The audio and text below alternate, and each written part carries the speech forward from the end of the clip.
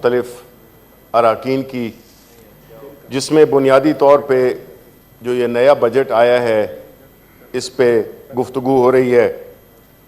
یہ بجٹ، اگر ہم اس کو بجٹ کہیں، یہ پاکستانی عوام کے لیے یہ بجٹ نہیں ہے۔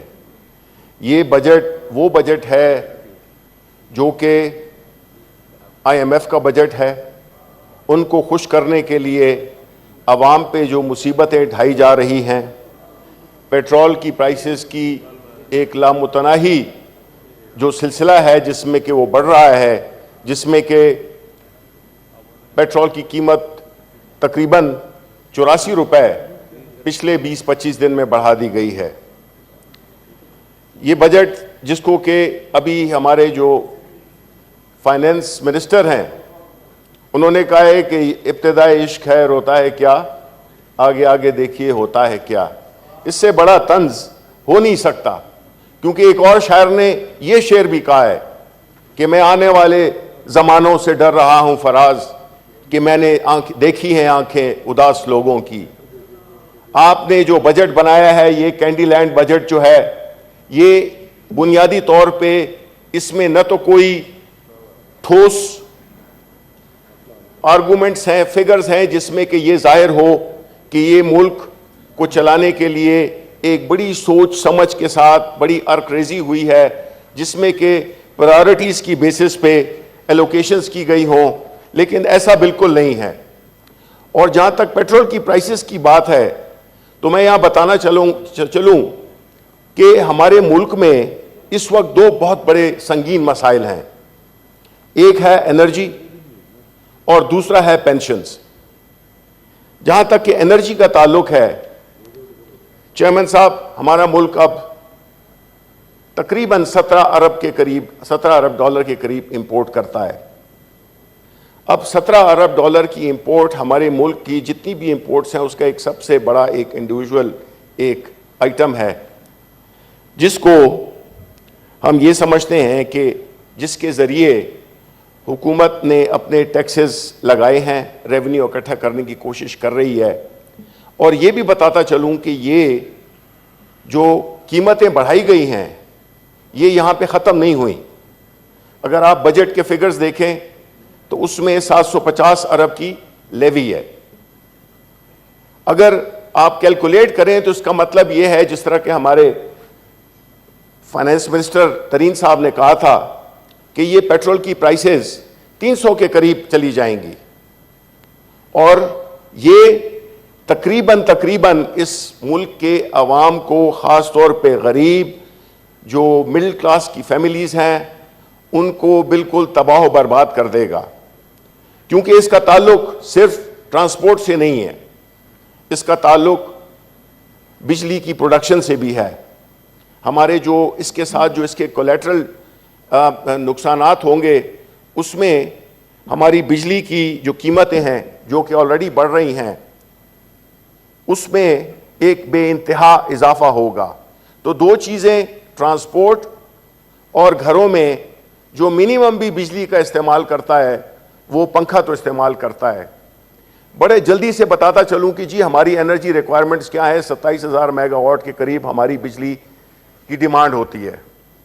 یہ پیک ڈیمانڈ ہے جو کہ سمرز کے مہینے میں ہوتی ہے۔ پھر ونٹرز میں ہماری ڈیمانڈ ہوتی ہے تقریباً 8 سے 9,000 میگا واٹ۔ تو اگر آپ اس کا فرق نکالیں تو تقریباً 18,000 میگا واٹ بجلی ہے جو کہ سمر سیزن میں استعمال ہوتی ہے، جو کہ بیسیکلی کولنگ کے لیے ہوتی ہے۔ اب کولنگ میں کیا ہے، ایئر کنڈیشنر استعمال ہوتے ہیں، پنکھے استعمال ہوتے ہیں، اور جو بجلی سے چلنے والے آلات ہیں وہ استعمال ہوتے ہیں۔ اب جب 18,000 میگا واٹ کولنگ پہ صرف خرچ ہوتے ہیں تو ہمیں یہ بتایا جائے کہ ہم نے آج تک کیا کیا ہے، کسی نے اس پہ سوچا ہے کہ کس طرح سے ہم اپنی جو اکوپمنٹ ہیں، ہمارے جو بھی پنکھے ہیں، واٹر پمپس ہیں، جتنے بھی ریلیٹڈ وہ ہیں، ان کو ہم ایفیشینٹ بنا سکیں۔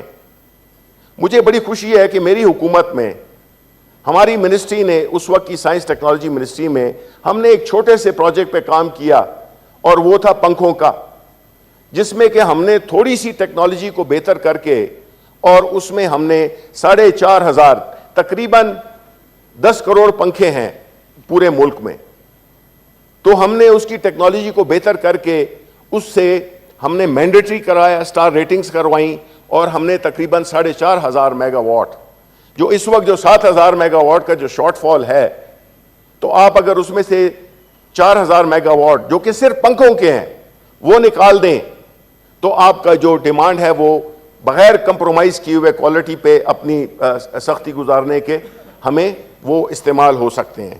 لیکن اس ملک میں جو ایک پیٹرول کا جو ایک مافیا ہے اس ملک میں، جس میں کہ یہ حکومت جو اس وقت کی ایک امپورٹڈ حکومت ہے، ان کی سرپرستی انہوں نے کی ہوئی ہے سارے چھوٹے چھوٹے مافیاز کی، اس میں شامل ہیں وہ گاڑیاں بھی جو کہ انیفیشینٹ انجنز ہیں، جن کے وہ بنتے ہی نہیں ہے پاکستان میں۔ 30 سال انہوں نے حکومت کی، ہم تو 3.5 سال کی حکومت میں ہم سے یہ توقع کر رہے ہیں، ہم نے اس کے باوجود جتنی مشکلات، کووڈ لے لیں، ایک بینک کرپٹ اکانومی جو ہمیں ورثے میں ملی تھی، اور اس کے بعد ہم نے اس کو سنبھالا دیا، اس کے بعد کووڈ کو جس شاندار طریقے سے ہماری حکومت نے ہینڈل کیا، جس طرح سے احساس پروگرام چلایا گیا، یہ تھی یہ 2,000 روپے کا جو خیرات ہے، یہ پاکستان کی عوام کی توہین ہے، اور وہ یہ ان کی سوچ کی عکاسی کرتا ہے۔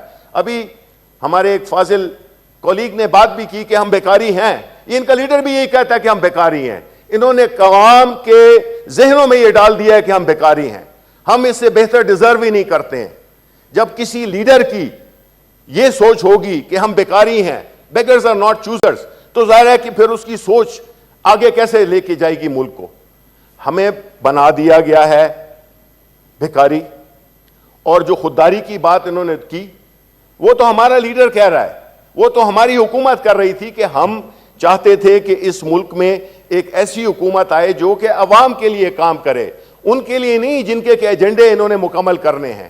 کل کے اگر آپ فیکٹس اینڈ فگرز دیکھیں جو کہ نیشنل اسمبلی میں جو ایسٹ اونرشپ ہے جو ممبران کی، اس میں آپ دیکھیں کہ جو 2 سیاسی پارٹی جس کا کہ صدیقی صاحب ذکر کر رہے تھے، دوسرے ملکوں میں 2 پارٹیز ہیں لیکن وہ خاندانی پارٹیز نہیں ہیں، کہیں پہ کسی بھی ملک میں 2 خاندانوں کی پارٹیز نہیں ہیں، یہ صرف پاکستان میں ہے جس کو کیا کہ عمران خان نے توڑا، اور اس کا افسوس ان کو بہت زیادہ ہے بیکاز انہوں نے اس ملک کو ایک بادشاہت میں تبدیل کر دیا تھا۔ ڈیموکریسی برائے نام اور جو ان کی جائیدادیں ہوں، اگر آپ دیکھیں Bilawal Bhutto chairman Pakistan Peoples Party, Nawaz Sharif یا شہباز شریف، ان کی پراپرٹیز باہر ہیں، یہ تو انہوں نے خود اپنے اس میں لکھی ہوئی، یہ تو وہ آفیشل ہے جو کہ انہوں نے خود ایکسیپٹ کیا ہے۔ آپ بتائیں پی ٹی آئی کے کوئی لیڈر انکلوڈنگ عمران خان، اس کی کوئی باہر جائیداد ہے؟ تو جب جناب یہ جو جائیدادیں اور ایسٹس بنائے جاتے ہیں، باہر ملکوں میں رکھے جاتے ہیں، اپنے خاندانوں کو باہر رکھا جاتا ہے، اس سے یہی ظاہر ہوتا ہے کہ آپ کی جو کمٹمنٹ ہے اس ملک میں، کشتیاں جلانا کس کو کہتے ہیں کہ جو کچھ بھی ہو آپ نے وہیں پہ رہنا ہے۔ لیکن جب آپ کے لیڈرز کے خاندان، ان کے اثاثے وہ بیرون ممالک میں پڑے ہوں، تو پھر کیسے؟ آپ کو تو بڑا فائدہ ہوتا ہے اگر چاہے وہ ڈیویلویشن ہو یا کوئی بھی سختی آئے، آپ کے ادھر جائیدادیں بھی ہیں، آپ کے خاندان بھی ہیں، آپ کے کاروبار بھی وہاں پہ ہیں۔ لیکن اگر ایک لیڈر جو کہ جس کا جینا مرنا اسی ملک میں ہوگا، وہ ہی اس ملک کے عوام کے لیے سوچ سکتا ہے، کیونکہ اس کا ڈائریکٹ ایفیکٹ اس کی ذات پہ بھی آتا ہے۔ اب آتے ہیں سیاسی سائٹ پہ۔ دیکھیں چیئرمین صاحب، جس طرح ہم نے کہا تھا کہ اس ملک ادارے چلاتے ہیں، افراد نہیں چلاتے۔ جن ملکوں میں افراد چلاتے ہیں وہ ملک کبھی ترقی یافتہ نہیں ہو سکتے۔ ہم نے اس ملک میں یہ دیکھا کہ جمہوریت کا رونا تو ہم بہت روتے ہیں۔ ہم نے اگین چونکہ صدیقی صاحب نے ایک لمبی تقریر کی، باقی تقاریر ہم نے سنی نہیں، اس میں وہ یہ کہتے ہیں کہ جی 30 سال ہم نے حکومت کی، ڈکٹیٹرشپس بھی آئیں، 75 سال میں اگر آپ حساب لگا لیں تو ہماری حکومت کے جو 3.5 سال ہیں وہ بالکل ایک جزوی حیثیت رکھتے ہیں۔ آپ بتائیں کہ یہ ملک جو اس حالت میں پہنچا ہے وہ کیوں پہنچا ہے؟ اس لیے کہ جو ادارے ہیں ان کو سسٹمیٹیکلی تباہ کیا گیا، وہاں پہ کمپیٹنس کو نہیں دیکھا گیا, میرٹ کو نہیں دیکھا گیا, بلکہ وہاں پہ وفاداریوں کو دیکھا گیا. ہر اداروں میں اپنے لوگ بٹھا دیے, ہر اداروں میں کہ جی جب وقت آئے گا تو وہ ان کے معاون ثابت ہوں گے, اور یہ فیکٹ بھی ہے. ہم نے تو کبھی نہیں یاد, آپ بتا دیں کہ ہم نے کس اپنے پاکستان تحریک انصاف کے کسی ورکر کو, کسی کی, آپ بتا دیں, ابھی حکومت آپ کے پاس ہے, کہ ہم نے جو ہے تو جو بھرتیاں کی ہیں وہ اس طرح سے کی ہیں. ہم نے میرٹ کو ملحوظ خاطر رکھا. ہم اس ملک کو ایک طریقے سے صاف ستھری حکومت کی طرف احتساب کے ساتھ, کوئی بھی ابو اکاؤنٹیبلٹی نہیں ہے بل. آپ نے یہ دیکھا کہ ہمارے ہاؤس میں ہمارے کندھے استعمال کیے گئے, میں استعمال ہوا, آپ استعمال ہوئے, یہ استعمال ہوئے, اور ایسے 2 بل پاس کیے گئے جس کا کہ ڈائریکٹ تعلق ہے احتساب سے اور ایک نان ٹرانسپیرنٹ الیکشن سے.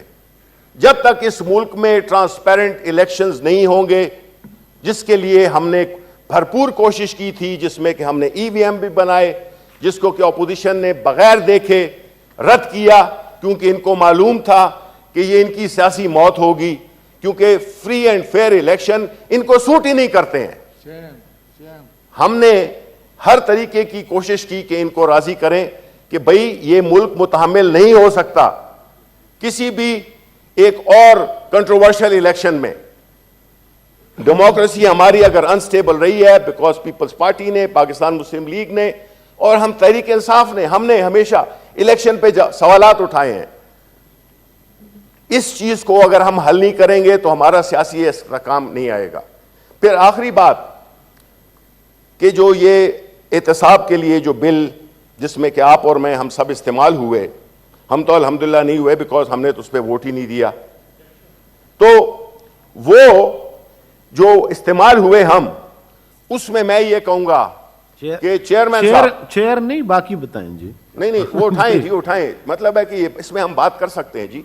ہم یہ بات کرنا چاہتے ہیں, چیئر کا کیا کام ہے, جو بل ہے میجورٹی ہوگی اس نے وہی کرنا ہے. نہیں, میں تو یہ کہہ رہا ہوں کہ ہم اس گناہ میں شریک نہیں تھے, کیونکہ ہماری پارٹی کا یہ ماننا ہے کہ احتساب ٹرانسپیرنٹ ہونا چاہیے, کوئی پولیٹیکل وکٹمائزیشن نہیں ہونی چاہیے. لیکن اگر کوئی سیاست کے پیچھے چھپ جائے, کوئی پارلیمنٹ کے پیچھے چھپ جائے, پارلیمنٹ کو استعمال کرے, وہ قبول نہیں ہے. ہم یہ ڈیمانڈ کرتے ہیں اس ہاؤس سے بھی, جو ریلیونٹ چیئرمین صاحب کمیٹیز ہیں, چاہے وہ انٹیریئر کی ہو, وہ پارلیمنٹری افیئرز کی ہو, چاہے لا اینڈ جسٹس کی ہو, کوئی بھی ہو, ہم چاہتے ہیں کہ آپ یہ دیکھیں کہ اس لا کے آنے سے کتنے ہمارے کولیگز, کون کون لوگ ہیں جن پہ کیسز ختم ہو جائیں گے. آپ کو خود ہی پتا چل جائے گا کہ ان کے پیچھے کون ہے. آپ کو پتا چل جائے گا کہ یہ بل جو تھے یہ ذاتی یا اپنی لیڈرشپ کو بچانے کے لیے یہ استعمال کیے گئے, اور اس کا کوئی مقصد نہیں ہے. اسی طرح جو الیکشن تھا اس میں ہم سمجھے تھے کہ جی یہ آئیں گے, پتہ نہیں کیا الیکٹورل ریفارمز ان کی, جب یہ اپوزیشن میں تھے کہ جی ہم آئیں گے, ہمارا پہلا جو ہماری ریکوائرمنٹ ہوگی وہ ہوگی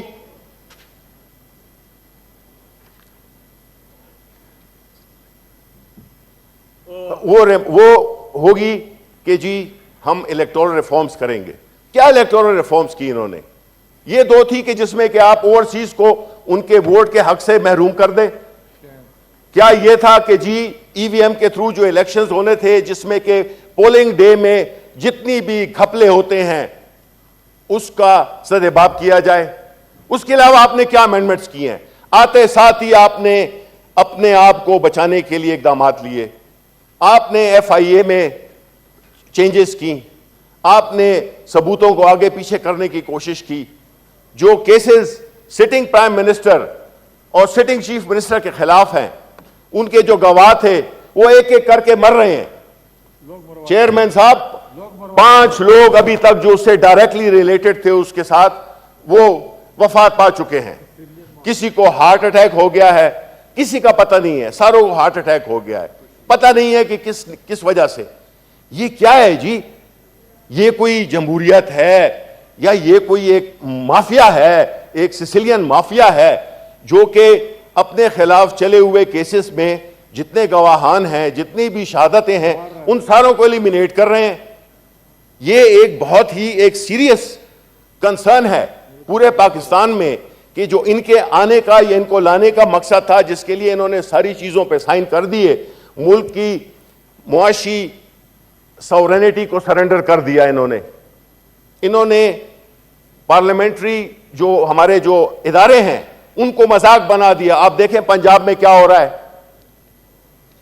ادھر سے جاتا ہے نیشنل اسمبلی کا اسپیکر اور وہ حلف اٹھاتا ہے اس کا ایک ایسے اس کا چیف منسٹر کا جو کہ سیریسلی کمپرومائزڈ ہے.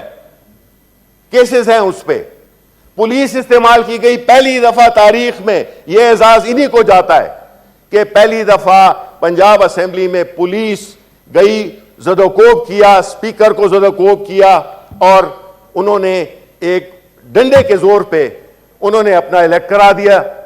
اور پھر اب دیکھیں ٹریوسٹی ہے وہ یہ ہے کہ جو بجٹ پاس کرنے کا جو وہ تھا، طریقہ کار تھا، اس کو بالکل ختم کر دیا. دوسری جگہ پہ انہوں نے اجلاس بلا لیا، ایک ہوٹل میں بلا لیا، ایوان اقبال میں بلا لیا. یہ کیا ہے؟ پھر آپ ایک ایسا آرڈیننس دیتے ہیں جس میں کہ آپ کہتے ہیں کہ جی جو اسمبلی ہے وہ لا منسٹری کے نیچے آ گئی. یہ کیسے ہوتا ہے؟ یہ جمہوریت ہے؟ یہ ان کے کریڈینشلز ہیں کہ آپ نے ایک جو سب سے سپریم ادارہ ہے پارلیمنٹ، اس کو آپ نے ایک لا منسٹری کے نیچے آپ نے کر دیا ہے. یہ شرم کا مقام ہے کہ ایک ایسے اقدامات لیے جا رہے ہیں جس میں کہ جو نام نہاد جمہوریت تھی اس کا بھی بیڑا غرق ہو گیا ہے. اب کل یہ ہوگا کہ ادھر بھی یہی ہوگا. کیا بلا نہیں سکتا اسپیکر وہاں کے آئی جی کو اور چیف سیکرٹری کو؟ ایگزیکٹو اوپر ہے یا لیجسلیچر اوپر ہے؟ یہ تو ایک ایسا اندھیر نگری چوپڑ راج ہے جس میں کہ ایک طرف تو مہنگائی جس نے کہ عوام کا جینا دوبر کر دیا ہے، ایک ایسا اضطراب سوسائٹی میں پیدا کر دیا ہے جس میں کہ لوگ کو سمجھ نہیں آ رہی کہ کیسے وہ لوگ جن کے سروں پہ اقتدار رکھ دیا ہے وہ آج اپنے سروں کو تلاش کر رہے ہیں. منسٹرز ہیں نہیں، منسٹرز کمپیٹنٹ ہے ہی نہیں، منسٹرز اپنے ڈپارٹمنٹ کے بارے میں جانتے ہی نہیں ہیں. یہ بڑے ایکسپیرینس لوگ تھے. ہم تو یہ کہتے تھے کہ ہم نااہل ہیں. او بھائی آپ لوگوں نے تو 30 سال کے تجربے ہیں آپ کے. وہ جس کو کہ آپ نے سپاہی بھرتی کرایا تھا وہ بھی پتہ نہیں کدھر سے کدھر پہنچ گیا ہے. آپ لوگ سے تو یہ توقع تھی کہ آپ تو جی بڑے تجربہ کار ہیں.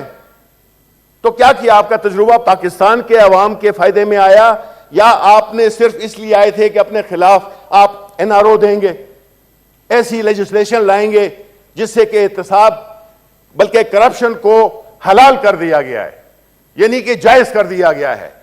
یہ کیسا طریقہ ہے جی؟ یہ ملک چل ہی نہیں سکتا.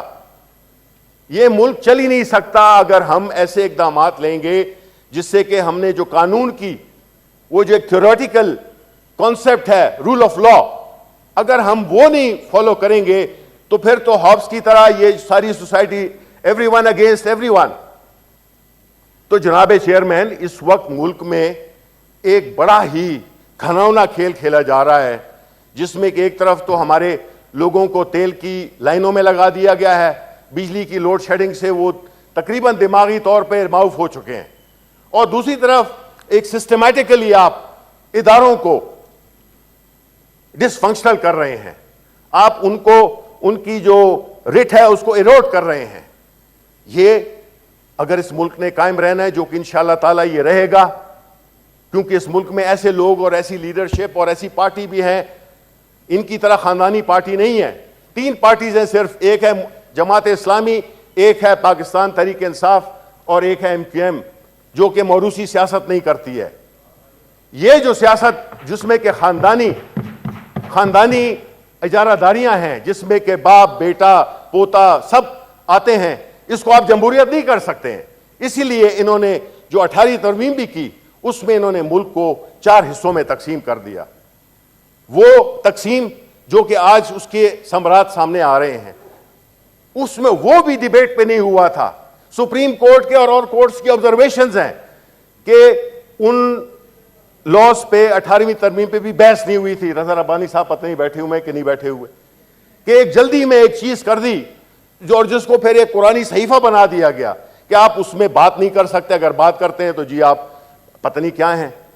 یہ ساری چیزیں جب تک ان پہ بحث نہیں ہوگی، جب تک ہم سارے جتنے بھی ہمارے ادارے ہیں ان کی پرفارمنس کے بارے میں، ابھی صدیقی صاحب نے کہا تھا کہ جی اداروں کو اپنے اس میں کام کرنا چاہیے. بھائی جو آپ کی گورنمنٹ ہے وہ تو اداروں کو تباہ کر رہی ہے. یہ تو آپ کو سوٹ ہی نہیں کرتا کہ ادارے اپنے حدود میں رہیں. آپ نے تو ایسے اقدامات کیے ہیں جس سے کہ بالکل نفی ہوتی ہے آپ کی بات کی، کہ آپ ایک ایسے ماحول بنا رہے ہیں جس میں کہ ادارے، جس میں کہ موریلٹی تو نام کی بھی نہیں رہی ہے، وہ بالکل ختم ہو گئی ہیں.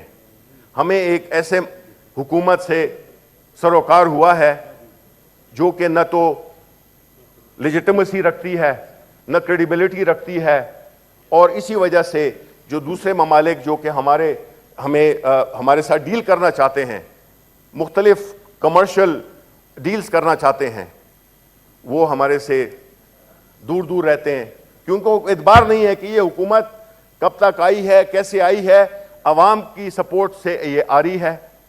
تو میں یہ سمجھتا ہوں چیئرمین صاحب کہ ادھر یہ ایک بحث ہونی چاہیے کہ خاص طور پہ ان دو لاس پہ جو کہ ایک این آر او تھا، پیور این آر او تھا، وہ ہمیں کیوں اس ادارے کو کیوں استعمال کیا گیا اور کون کون بینیفیشری تھے. ہم وہ لسٹ لائیں گے اس پارلیمنٹ میں کہ کون کون وہ لوگ ہیں جو مستفید ہوئے ہیں اس قانون کی وجہ سے، اور اس سے ظاہر ہو جائے گا کسی کو اگر شائبہ بھر بھی شک ہے کہ یہ عوام کی خدمت کے لیے آئے ہیں تو پتہ چل جائے گا کہ ان کے عزائم کیا تھے اور ان کے کرتوت کیا تھے، اور انہوں نے کس طرح سے اپنے آپ کو این آر او دیا، جو کہ ہماری حکومت عمران خان نے 100 دفعہ کہا کہ ہم این آر او نہیں دوں گا. لوگوں کو سمجھ نہیں تھی کہ وہ این آر او کیا تھا، اب سمجھ آ گئی ہے. اور یہ انشاءاللہ جب یہ لسٹ ہم شائع کریں گے کہ کون کون اس سے مستفید ہوا ہے تو عوام کو پتہ چل جائے گا کہ عمران خان کیا کہہ رہا تھا. بہت بہت شکریہ.